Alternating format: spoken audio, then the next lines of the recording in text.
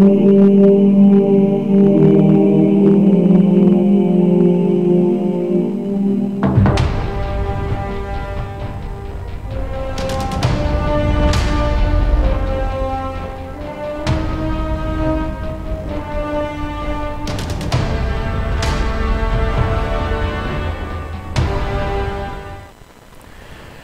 and welcome to coverage of Grand Prix Louisville. We're in the finals. Marshall Sutcliffe in the booth with Jacob Van Lunen. John Stern on the left. No Elvish Mystic turn one. That seems pretty important in this matchup. Braun Duin, he's playing mono black. His deck's a little slow out of the gates, takes some damage to itself, but then can gain it all back and just bury you in card advantage and removal and a bunch of sweet spells. Turn 2 Colonian Tusker here for John Stern. How does that fare? It's pretty good. He wants to be aggressive, but without a 1-drop to protect that, it could just be Devour Fleshed or killed by any number of Brian's 2-mana removal spells. Yeah, there's one right now. And a post-combat Sylvan Caryatid. Let's see what BBD comes up with here on his turn. Looks like he's going to go for an Underworld Connections. No, it's not Underworld Connections. It is a Night Veil Spectre. That's a great play right there. It's going to force John Stern to either play a removal spell or to have BBD start taking away the top of his library. And if he hits lands, that's going to be really good for him. And if he can hit lands and then spells, then it's going to be almost impossible for John to win. So he has to go ahead and use that Mizium Looks like Mortars. John agreed with you on that one and said, I can't let that happen. Mizium Mortars, no land drop, take down the Spectre. And now, I mean, potentially the blood's in the water here. Let's see if Braun Duin can really start applying big pressure. Well, he can and he can't. Landing in Erebos is fine, but it doesn't actually do anything as far as the clock goes immediately. Definitely not, but it's nice to just have it on the table in general, because when he's able to get to 5 Devotion, that's going to be a brick wall that only the dragons from John's deck will be able to pass through. Okay. Now, something interesting here is Braun Duin, the one thing he was worried about was John coming out of the gate too fast. And here he is playing his 5th land, and he's at 20 life. He's at 20 life. His opponent's on 2 lands and a Caryatid, and now he's got a Pack Rat. His opponent, John Stern, though, does play a Boon Satyr here.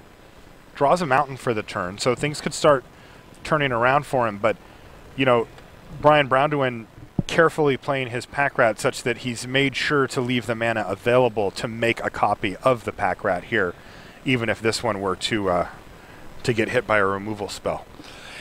And Braun Duin can chain Pack Rats virtually forever here, and without even going down on cards, because he can just use the Erebos to pay 2 mana, draw an extra card, and then he can pay 3 mana and just discard that card and make another Pack Rat.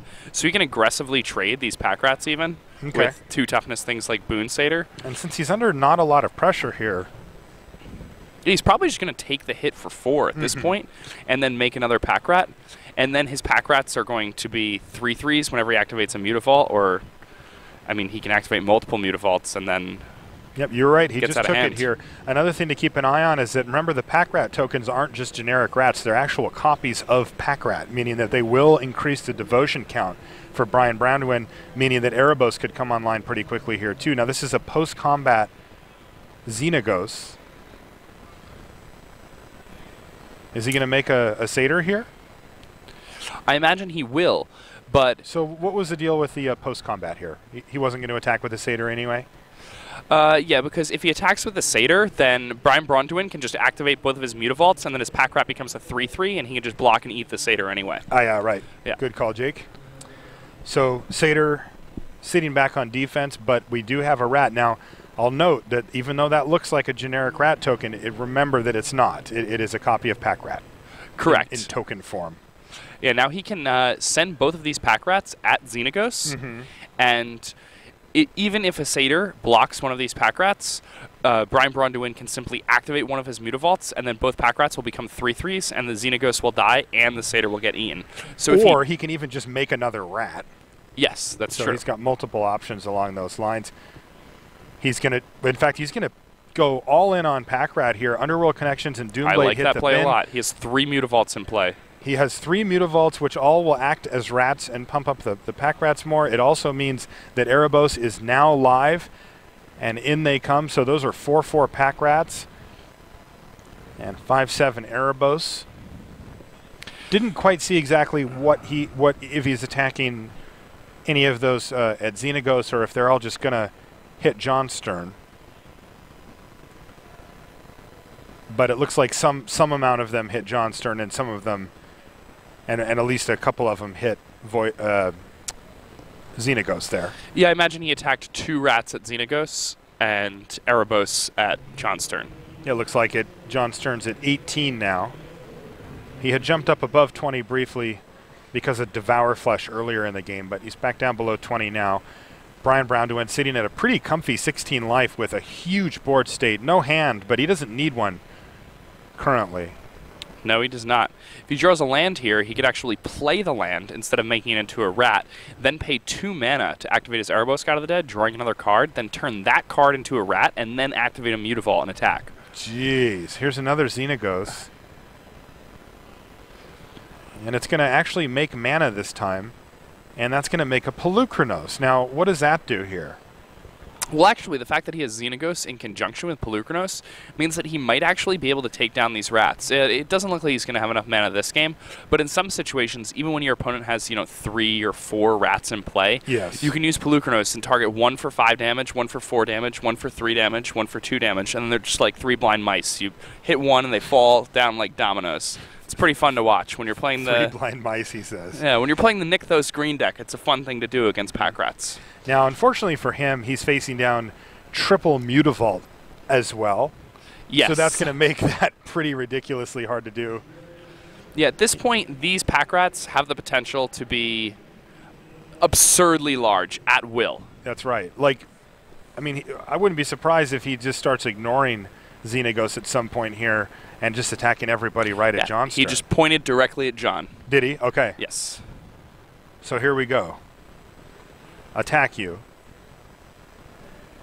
John Stern's going to be aware, though, of the Mutavault interaction here. He did not, though, activate a Mutavault and attack with it. So those are just sort of sitting back ready to pump these rats by becoming rats themselves. Yeah, each of those Mutavaults represents a rat anthem, right, if you will. Yes. And the cool part, one of the many really cool things about a Mutavault is that you can tap it for its colorless mana and then use that mana to activate it. It's not attacking anyway, so it's tapped, but whatever. It's a tapped creature. No big deal. And like you mentioned, it becomes a rat anthem. Yes. So here he can tap all 3 Mutavaults, make them all into rats, then tap all 3 swamps, discard his last card, make another pack rat token, and then once he does that, his pack rats are all 8/8s. Wow. Actual force of nature rats. So we're looking at John essentially must block 2. Yes. And even if he does that, he could take 16 and go to 2 here. Yes. Pretty insane. And remember, well, Brian actually, he'd be taking 21 21 because Erebos is also attacking. Oh, sure, of course, Erebos. Yes. So that's not an option. So he's going to have to chump block with his whole team here. Yeah, so he's going to have to throw his whole team away if he wants to survive this attack. And also, Brian Duin has an unknown card in hand, too. Could be Grey Merchant or something along those lines. So things looking really bad here for John Stern on the opening game of the finals here from Grand Prix Louisville. John's playing an aggressive green-red deck. This is not the Devotion deck. This is just a beatdown deck, and he's playing against... All right, here we go. Pay 3 black mana. Make a rat. So he's going to discard Nightveil Spectre. So that rat's, of course, going to pump the other rats. Now the rats are 5/5s. And does he need to actually activate his Mutavaults at all here? Yep. Okay. So rat's a 6/6. And now it's a 7/7. He's thinking about leaving it back. If he does this one, he'll just do both, though, right? Yes. Yeah, and that's so what he does. 8/8 rats. And John going to fall down to 10 here. From taking 1 hit. And remember, Brian gets to keep all of those rats. Those were all chump blocks. Yes, you just saw Polukranos chump block. Just jump in front. Polukranos is chump blocking a rat. Indeed. That's what it's come to. That's what we've come to here in Standard. But I expect to see a scoop here. Yep, land scoop. And that's going to put Brian Braun Duin 1 game away from being a Grand Prix champion here in Louisville. We're going to go to our sideboard plans. And John Stern, kind of a clunky draw, right? You know, the first thing to look for when you watch John's deck go is, does he have the turn 1 Elvish Mystic? If he does, things can get out of hand really, really quickly. If he doesn't, look, he's still playing powerful spells. It's just they're coming in a lot slower than he'd like. Yeah, Brian's got to be really happy winning one on the trot. He was on the draw here. The major weakness his deck has is getting run over in the early turns of the game. But his opponent didn't have a 1-drop. His opponent's second turn play was answered with a Devour Flesh, and Brian was able to make it all the way up to 5 lands before taking any damage from his opponent. And at that point, when his opponent attacked him with a Boon Satyr, he was happy to take the hit and just let his Pack Rats snowball out of control. With a triple Mutavault draw and Pack Rats, it's going to be really hard to lose to a red-green deck when your guys just get insane amounts of power and toughness. That's right. They can't kill things directly. They have to kill them with damage or with their own power and toughness. And a Pack Rat is going to be very difficult to deal with when it's combined with 3 Mutavaults. Now, post-board here, we should expect to see John Stern play the leanest, meanest version of his deck possible, right? Yes, he wants to get his opponent dead. Like and ASAP. fast. Yeah. Yeah. So we're gonna see hopefully a show from John Stern here to show us exactly what his deck can do when turned up to its speediest level. Yeah. Now, interestingly, John Stern has a card that's incredibly strong in this matchup, Plummet. Oh, really? Yeah. Now, Plummet is a card that when people first talked to me about it this weekend, I was like, I've played with it in sideboards before. It was fine. But against this mono black deck, Plummet is a very real spell. It deals with Night Veil Spectre. It deals with Desecration Demon. Those are two of the biggest problems. They really are. For this green-red deck. I mean, Night Veil Spectre gives the deck 3 Devotion. And, you know, 3 Devotion is a lot for a deck that doesn't play that much spot removal. Like, the green-red deck doesn't play that much spot removal. So, 3 Devotion means they're getting dangerously close to having Erebos be turned on as a creature, and then only your dragons do anything anymore. And they have a trillion spot removal spells to deal with your dragons. Plummet just fills a lot of the holes that John had in his deck previous to sideboarding. So I'm interested to see how it works out. Other interesting considerations for Brian Braun to win, you know, he does have Thought Seizes and Underworld connections. The Thought Seizes, I'm assuming they're just a necessary evil. He doesn't want to take the 2 damage, but it's probably better just to take that and strip away a key card from John. Or is it? You know, I know that when you're playing against like mono red, sure. You usually take out those Thought Seizes. But how aggressive is John's deck? Does it force people to take out their Thought Seizes, or do they stay in? Well, I've seen most people leave their Thought Seizes in against John thus far this weekend. But that might just be out of habit because people have these sideboarding plans where they leave Thought Seize in against green-red decks because they're used to playing against green-red Devotion, where Thought Seize is quite strong. In a matchup like this, I don't know. I think the major issue here for BBD is going to be getting run over, and I don't think Thoughtseize helps solve that issue at all. Maybe if you're on the draw, Thoughtseize can stay in because it gives you the ability to punish your opponent by, you know, stripping away their 2 or 3 mana spell that they might ramp into with Elvish Mystic or cast on the second turn. But it's not going to be the best spell for BBD. He really wants his top decks to be live too, because he doesn't just want to get into the situation where he's drawing off the top of his deck looking for that card that kills his opponent's haste creature and he finds himself drawing Thought Seizes. Okay. Brian Braun will be in the control role here, right? Very much so. Yeah. Looking to kill all of John Stern's creatures, grind out card advantage. Is he going to keep in his Underworld connections? He has to keep in some number of Underworld connections. Sure, again, you're worried about getting run over, but the way you win these matchups is by drawing more removal than your opponent, or just pack ratting them, of course. And Underworld connections allows you to do that while also giving you a ton of devotion. And again, devotion is important because you're going to drain them for big numbers with Grey Merchant of Asphodel. You're going to make big mana with Nykthos trying to Nyx, and your Erebos is really only answered by your opponent's Stormbreath Dragon. Okay. Interesting, too, and cool that Underworld connections, I mean, it's optional. I don't think we've seen anybody miss an Underworld Connections activation for any circumstance throughout the course of the weekend, but we do have to keep in mind that, you know, if his life total gets that low where it's not worth a card, he can just simply not do it. Definitely true. You know, it is and not that's its advantage over Phyrexian Arena. However, its disadvantage over Phyrexian Arena is a little bit large here. All right, so players are taking a look at their openers. This could be the last game of the tournament. John Stern down a game, looking to rattle off 2 in a row, and there it is. We just talked about it. Turn 1 Elvish Mystic.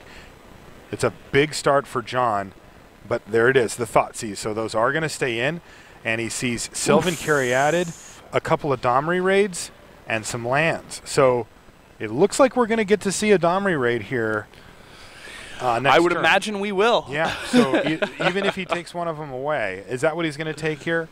Does he care about Caryatid much? I think he just takes a Domri raid. Right.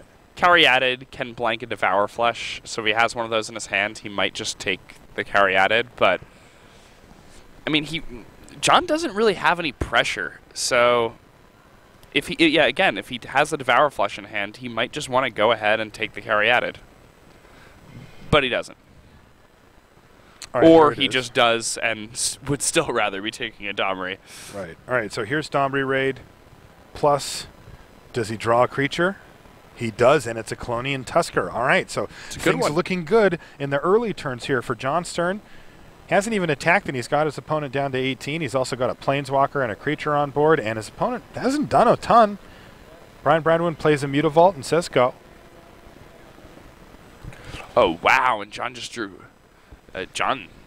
His draw steps are gangbusters. What was it? I didn't see. Stormbreath Dragon. And his Stormbreath Domris don't miss either. So if he has a land here, he can go Colonian Tusker, Sylvan Caryatid this turn. Yep. And it looks like that's what he's going to do, and that's going to set up Stormbreath Dragon next turn. And all the while, Domri raid creeping up. But BBD says, well, I got to stem the bleeding a bit here. Doomblade. Remember, he doesn't know about the Stormbreath Dragon. He's going to Doomblade the Colonian Tusker to keep that pressure off the board. And is BBD missing a land drop? He's thrown his hand on the table, and he's thinking. I don't think he's missing He's just a planning land drop. out his turn here. Yeah, I think he's thinking about whether or not it might be worthwhile to play a second copy of Mutavault here. Okay. Now, Hero's Downfall is a card we should look out for as well. It could take out a Domri raid. It can also kill a dragon. Sylvan Caryatid The dragon doing is what good he's work. really worried about. Yep. All right, there it is. His third swamp. And it's another Domri raid. Good draws here for John Stern. It means that he can keep getting value. Does he hit a creature? Not this time. Domri raid 1 away from being at ultimate level. So next turn it would go to 7, and the following turn all those loyalty counters would go away. Now, do we know if Brian Braun has a copy of Hero's Downfall in his hand or not? I do not know.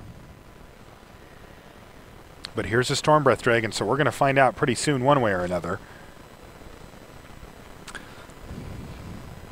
There's a Mutavault on the ground, so that's going to keep Elvish Mystic, but Brian Braun goes immediately to the life pad, so that means no Hero's Downfall here. Second Mutavault. Desecration Demon, though, shields up. That's not too bad. But this is where all these mana creatures, this is where these mana creatures for John Stern start to become really nice, because they've kind of used out, they've overstayed their welcome a little, and it's like, kick them out.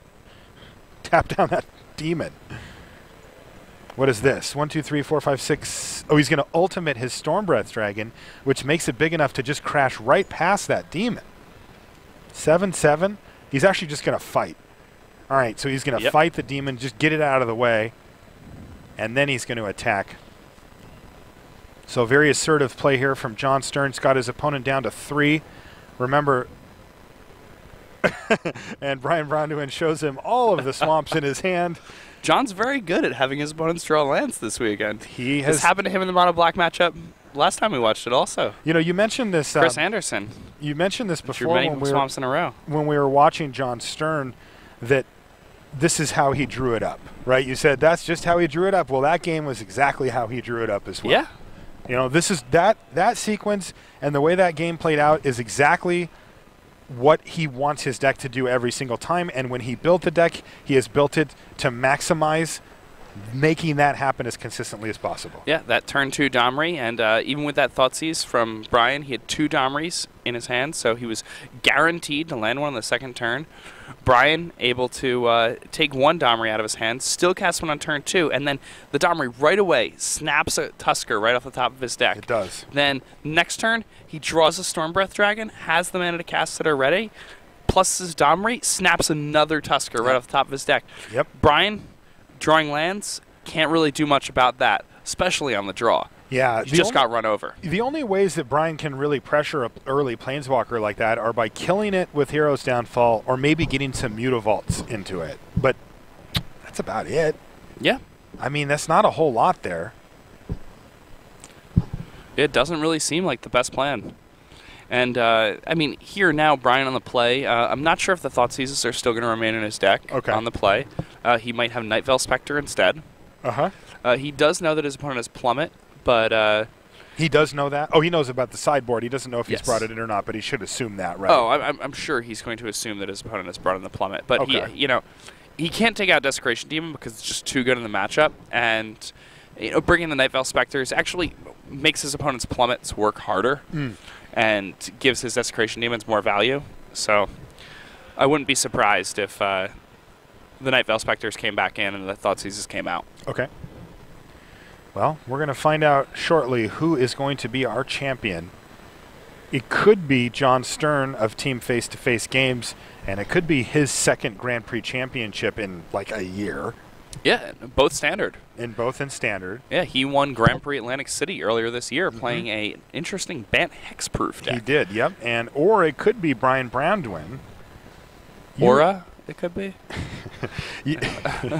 You mentioned that BBD has really been concentrating on getting to the Pro Tour stage and staying there.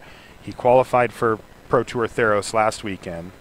He's qualified now for the next Pro Tour in Valencia, so looks like his goals are starting to come together for him, and adding a Grand Prix trophy really puts him, just catapults him up into the forefront there. Yeah, if BBD could win this, it would be absolutely huge for him. It would be his opportunity to get onto the train. And the train he's somebody, the train, a gold pro? The train being a gold pro, and I think it could put him in striking range for that. And he's somebody who I strongly feel deserves that title. And oh, this is a beautiful hand for BBD. I saw a lot of removal, and it's all cheap, so that's good for him. I want to know. Definitely. And John Stern has kept, so does he have the turn 1 elf? It's tapped. He does. Elvish Mystic there for John Stern. So ideal beginnings. And is this thing going to get immediately sacrificed? It will. All right. Devour Flesh, target you. Get that Elvish Mystic out of here. So Mystic down. Polukranos off the top here. Both colors for John Stern. No 2-drop. No Sylvan Carry added. Nothing. 3 mana.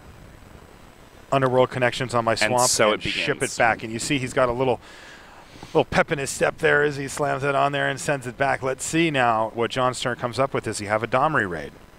I believe he does. Okay. So that would be a nice start. That would be a nice start. However, it would be a Domri raid into an empty board, and Brian does have Mutavault in play. So Brian could just pressure the Domri with Mutavault, and you know, it wouldn't even be that good, because if he could follow the, even if he follows the Domri up with a creature, all Brian needs is any 2-mana removal spell, and then he's home free from that Domri. All right, so we're looking at a Boon Satyr here instead then? Yeah. Okay. That's what I would expect to happen. There it is, Boon Satyr. And this is, Brian Duin has an opportunity there, but he decides to just wait. No harm in waiting here. We know he's got another like Devour Flesh, and it's probably going to fire it off right here. Yeah. Seems reasonable. Yep.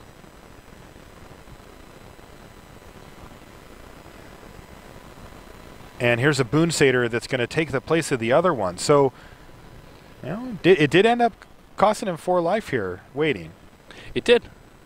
So we'll see if that matters down the line a little bit. It's interesting, all of this sequencing that's very new, because the standard format, I mean, how to play your removal against Boon Satyr is not something that we've dealt with a great deal. That's right. Up until this point. Night Veil Spectre now for Brian Duin. there is a Scavenging Ooze for John Stern. So we're in that shaky middle ground here, right? Things are not clear yet exactly how this game is going to go.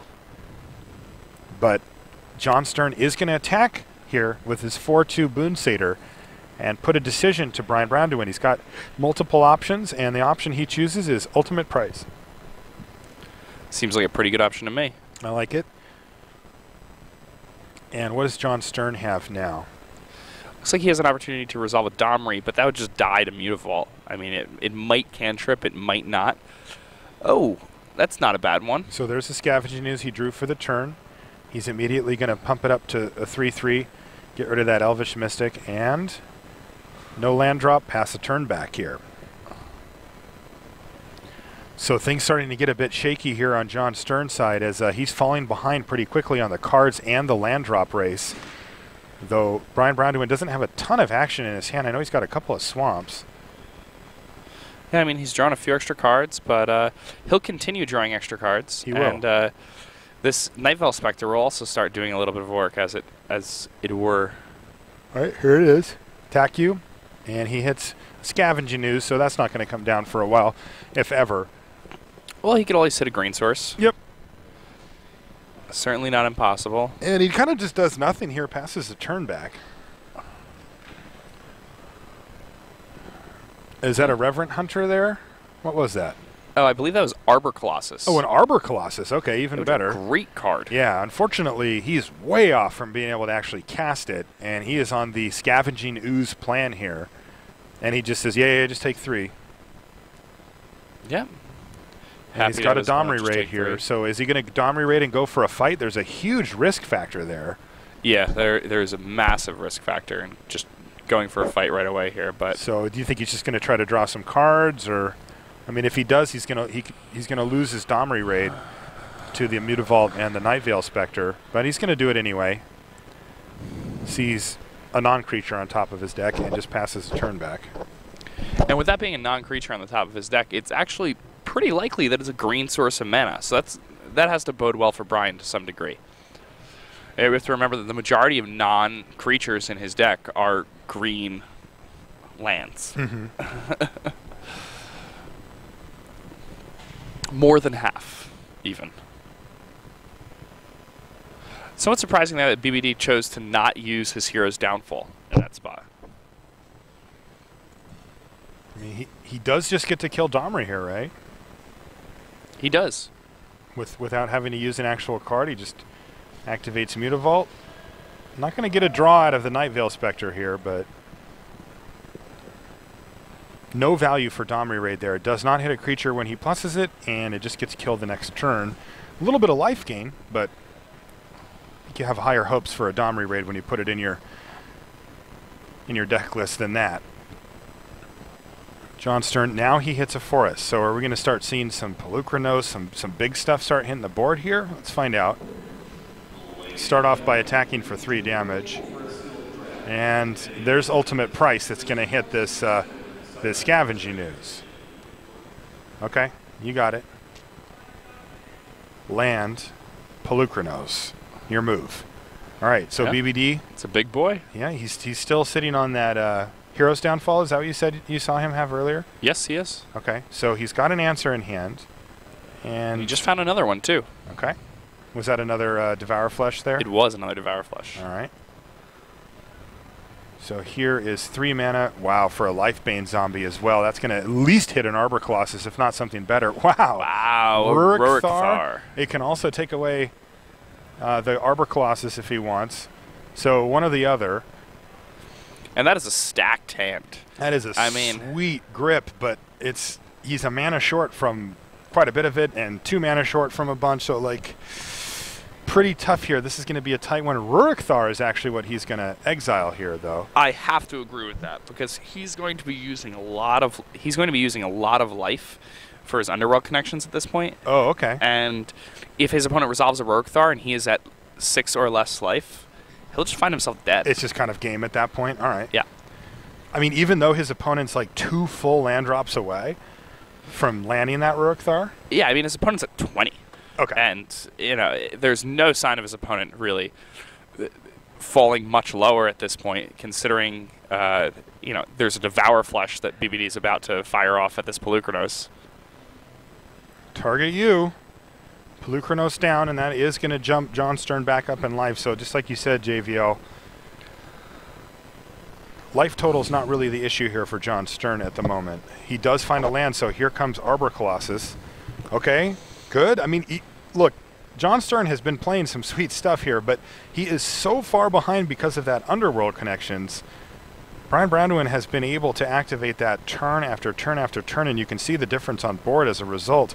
All of those lands at his disposal, still has the same amount of cards in hand that John does, and now he's drawing another one and then potentially another one. Draws a Thoughtseize for the turn. Yeah, Thoughtseize, not the absolute ideal card in this spot, but still not too bad. Is that a Desecration Demon in his hand? Because that would be just about a KO. All right, 5 damage and reveals a land. A very nice land. That one opens up him being able to cast quite a few of the spells from John's deck. Yeah. And I mean, he's about to play Desecration Demon this turn also, I believe, which means that by playing this Desecration Demon, he can, I was just going to Thoughtseize away the Hellkite.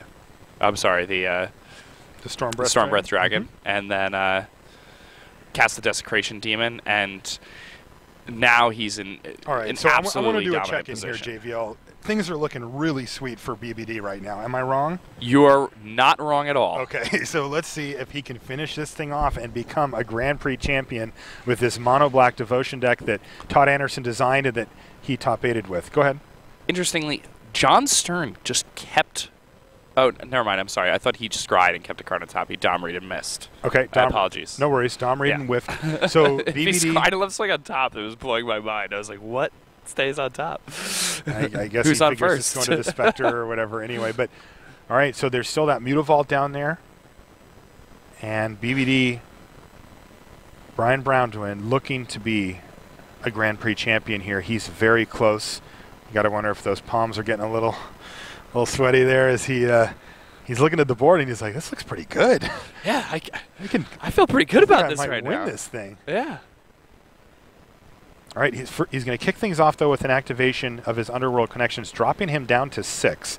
His life total is a bit low, so he does have to be a little careful here as he moves towards closing the door on John Stern. Remember, John has a ton of creatures with haste, and he doesn't want to get sloppy here. So he's going to take down, he still has a clock here, that's 8. He can still finish off his opponent the next turn anyway and still be able to take down Domri Raid to limit all possible draws. He can absolutely shut the door here and limit John Stern to a single solitary draw step here. And that's all that would stand in between Brian Duin and a trophy.